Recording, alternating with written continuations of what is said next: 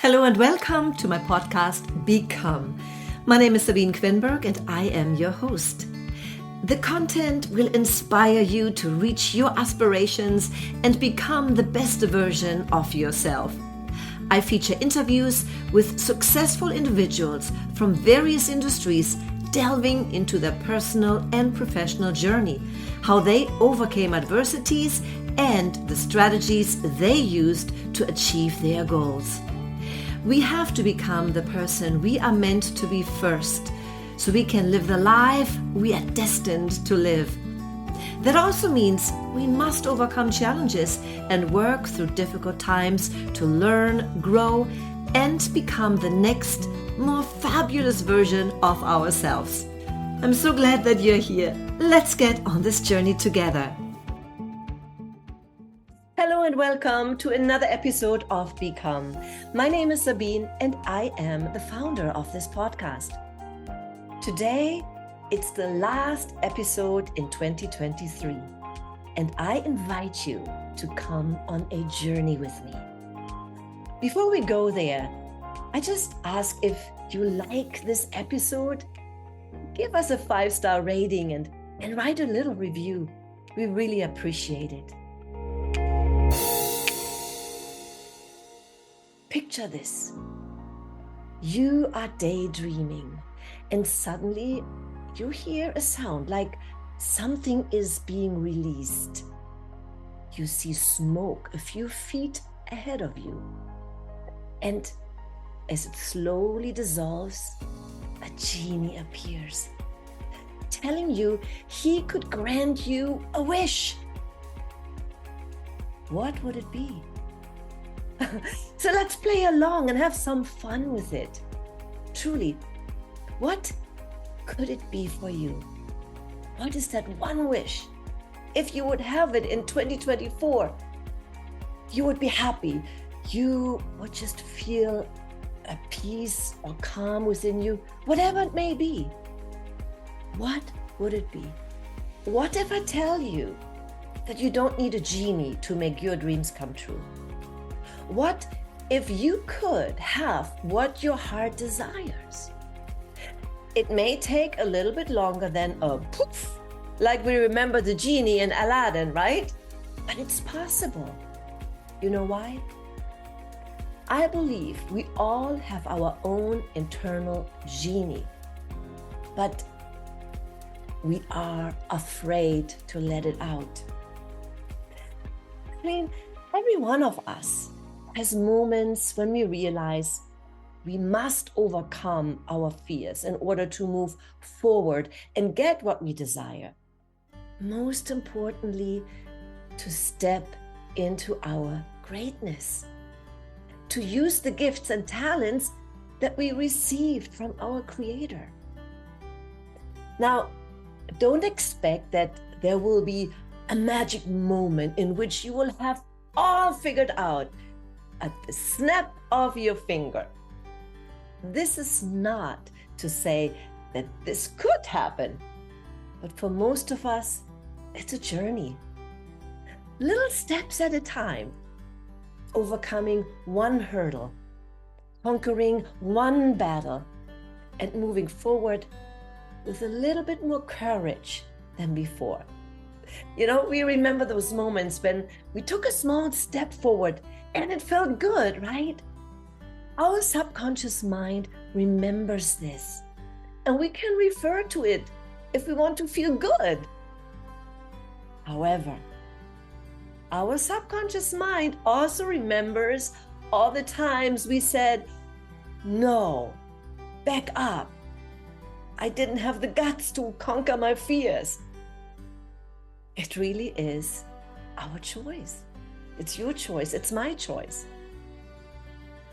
And I believe we all had experiences that we came to a crossroad, that we had to either make a choice to go left or right, or forward or back. So I had one of those moments.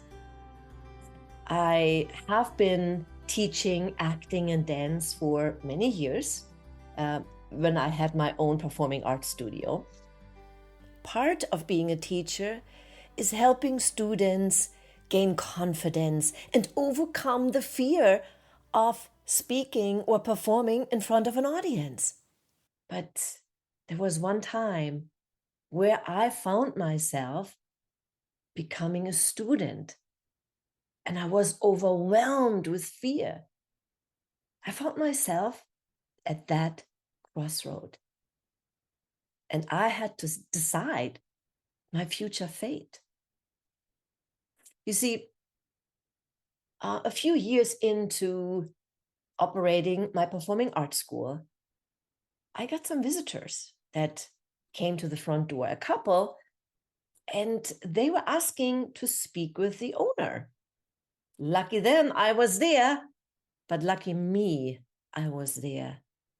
Because little did I know that this couple was looking for a space to rent where they could held their Sunday services for a new founded church, Unity of Fredericksburg.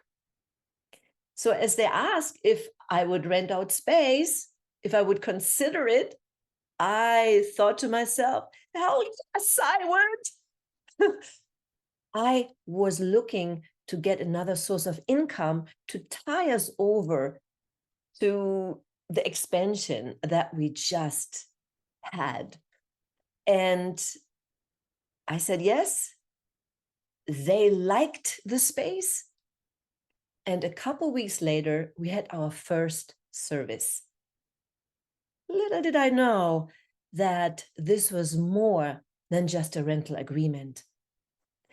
A few weeks later, I found myself becoming the music minister of that church. And that started my spiritual journey. I grew so tremendously. And being from the entertainment industry, I know how important music is. I know how important messages are. And I worked very close together with Reverend Trisha to always support her message with the right music and with the right lyrics. And after a year, I kind of ran out of material, and I wanted to do something for a specific talk.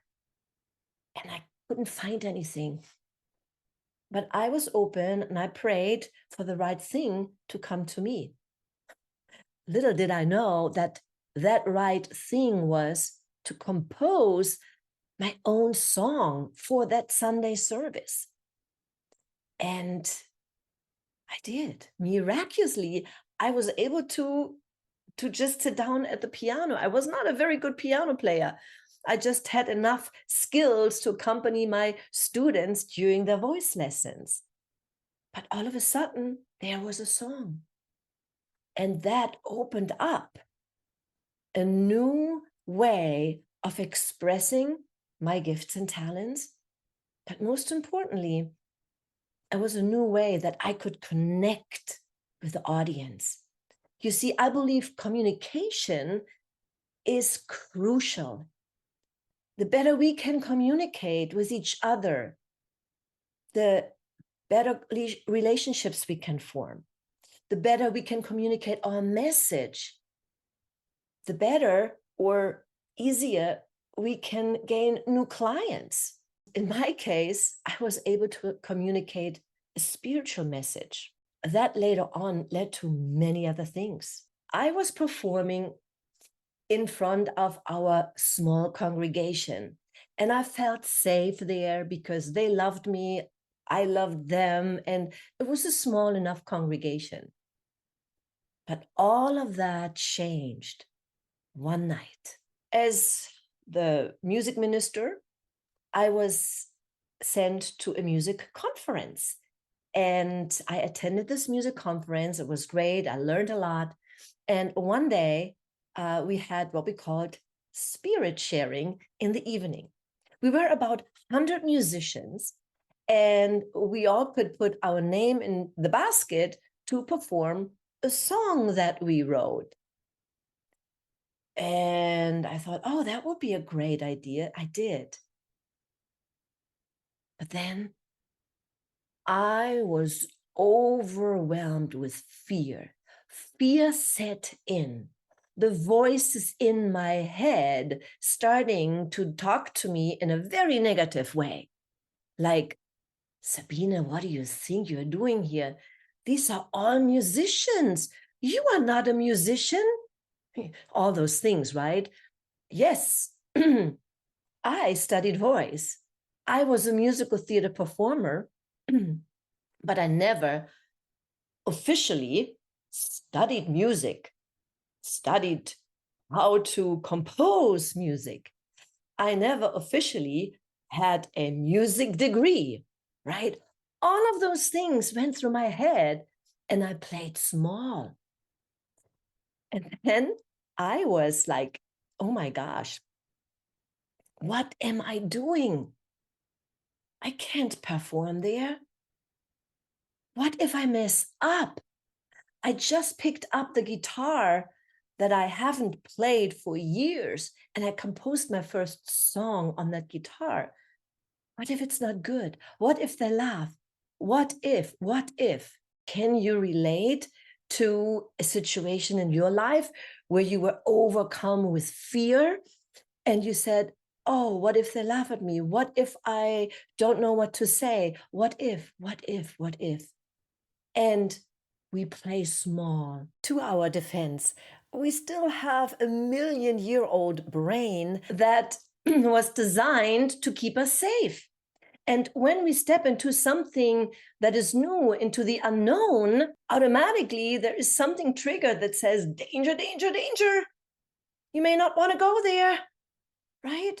You may die. Of course, we don't die when we speak in front of people, even though, over 70% of people fear that more than death. Public speaking, yes, I know how you may feel in certain situations because I was there. And even though I am a performer, I performed in front of thousands of people. And yes, at opening night, there's always that excitement and there's a little bit what we call stage fright, right? But I was able to overcome it. But this time I was a little bit different because it was personal. You see, when I performed a song, a musical, or a drama, somebody else wrote that. That's not my lyrics, my words.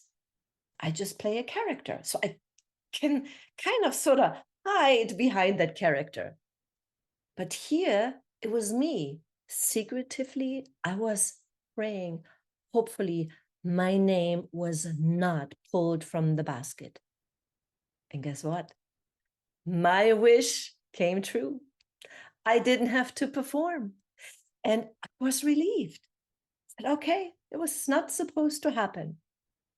The next day was our last day. There was a concert. There were great musicians performing.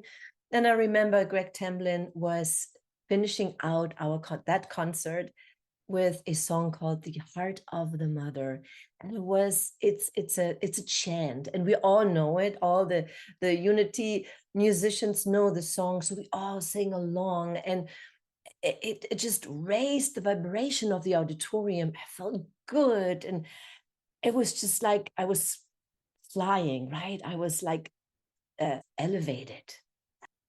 And then the organizer came and said, we feel so bad about the people that didn't have the chance to perform yesterday. And this evening, you do have a chance to perform.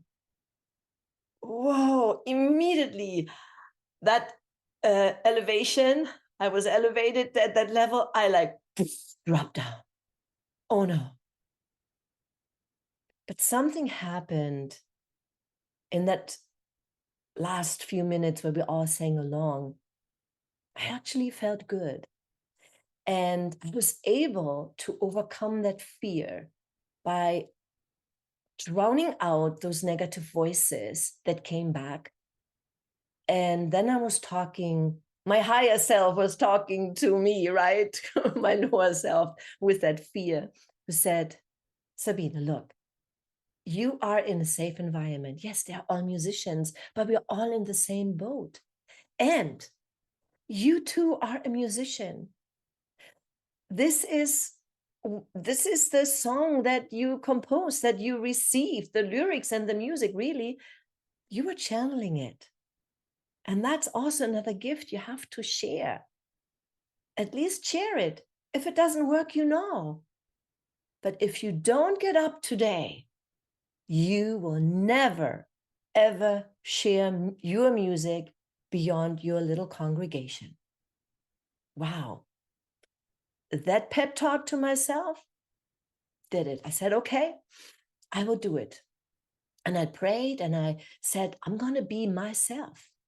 I'm going to be myself and I'm going to be okay. My name was called. I grabbed my guitar and walked up on stage. I literally looked like Maria von Trapp, like from The Sound of Music, right? I had a skirt and my shirt and then the guitar strapped around me. But then I started talking. I shared how I got my guitar when I went back home to Germany. I found my guitar on my dad's attic and I decided to take it home. Because when I was in my teenage years, I was playing guitar. I was singing in a folk group. But for years, I haven't touched the guitar. But I composed the song and it called Hello Again. And it's a very simple chorus, just I am. And I invited the auditorium, the congregation, the fellow musicians to sing along if they wish to. I took a deep breath and I started playing. And when it came to the chorus, I sang it once. And as it repeated, everybody was singing along. The most beautiful harmonies came from the auditorium. It was magical. I finished and got a standing ovation and I felt relieved. But that was not it. I didn't get up there to get a standing ovation. I just wanted to get over my fears and I just wanted to share my music. But what really happened afterwards changed the trajectory of my singing, songwriting career. After the evening came to an end, people came up to me and they said, thank you for sharing it. Because I told them that I was actually scared. I was just me. And then other people coming up, keep singing. Your voice is beautiful. The messages are wonderful. Keep singing. Thank you. Thank you. I said, wow. And that was how I was able to step into my fear, overcoming the anxiety that I felt by switching the energy. I got a little help that evening, but this is something we can do too. And this is one of the things that I teach in my coaching program, how we can change the energy, how we can get over that hurdle. And also the little things and the little steps that we can do to overcome the majority of the fear, to bring it to a level that is still a little bit of that nervousness, but I call it the good nervousness that will help us be more aware and more alert, right? Is those good hormones that elevate that excitement within us, but that also elevate the alertness. And through experiences like that, and then of course through the experience of my career as a performer, as a director, and as a teacher, I was able to put together a program that I now help others to overcome the fear, to elevate their confidence, and help them to share their message or their story more effectively so that other people actually listen to them and that they can make a greater impact. And I believe we all have the power to do that. We all can overcome the fear of public speaking. We all can overcome fear of not communicating the right way. If we learn how to better communicate, we can have better relationships. We can elevate our businesses. We can feel better about ourselves. We can have better relationships in our families and with our friends. So if you feel, yes, I want to learn how to become a better communicator, then I invite you to click the link in the show notes and learn how to overcome your fear that we all have. Even the best of the best, even the greatest speakers, even the seasoned performers like I was, we all have those moments. But if we know how to conquer those, we can move forward. All right, my friend, that was my story of overcoming fear. And I invite you to just think about a wish that you have. Think about one thing that you want to do differently, perhaps in 2024.